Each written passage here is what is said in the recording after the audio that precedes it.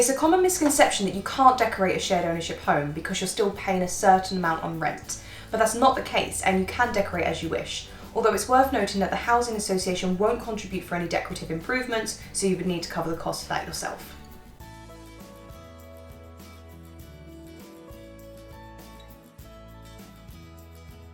While you're welcome to redecorate your home as you see fit, there may be some restrictions on larger works or structural changes such as refitting a kitchen or building an extension.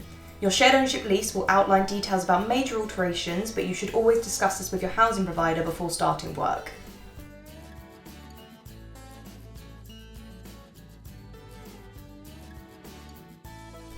All repairs and maintenance within the home will be the owner's responsibility, regardless of the share you own. However, most new homes will come with a warranty period for defects and a longer warranty to cover any structural problems caused by poor workmanship. If you buy as part of a wider development, the housing provider or manager will generally be responsible for any communal areas, with the service charge you pay going towards these costs.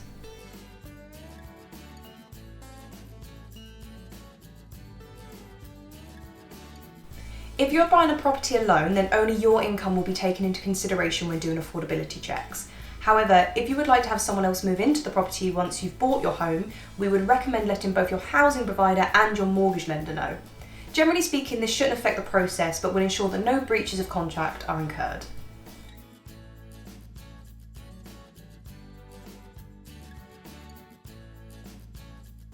Most shared ownership leases allow you to take a lodger, however you should always check with your housing association first. It's also worth noting that the income you receive from a lodger will not be taken into account when assessing your affordability for a property, so you must be able to afford the home independently without the income from a lodger.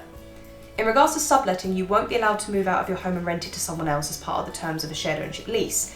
In some cases, under exceptional circumstances, you may be able to sublet for a specified period of time, but you would need to obtain written permission from your housing association to do so.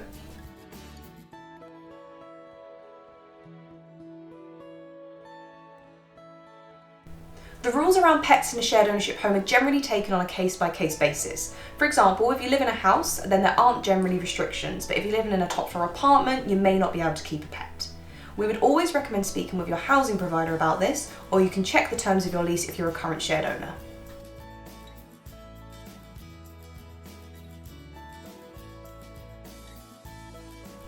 Once you've purchased your shared ownership home, you're able to buy more shares through a process known as staircasing. If you choose to buy a higher percentage, the mortgage you pay will increase while your rent will decrease, and in most cases you can go on to buy 100% of your home. If you choose to staircase to 100%, you become an outright owner and no longer pay any rent, just your mortgage and any service charge and ground rent. While there aren't usually limitations, there may be some restrictions on the upper cap for certain homes, so we would recommend discussing this with the relevant housing provider before purchasing the property, or you can refer to the terms of your lease if you're a current shared owner.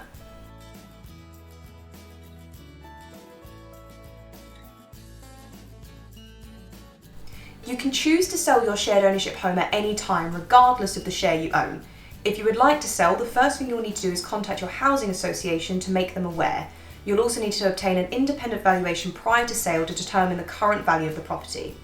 Generally speaking, your provider will have around an 8-week period to market your home first and see if they can find a buyer on your behalf. Most housing associations will charge a fee for finding a buyer to purchase your home, but this fee will vary depending on the provider, so we would advise contacting your housing association to query their specific fees. If your provider isn't able to find a buyer during this time, you can then choose to sell your home privately or through an estate agent of your choice.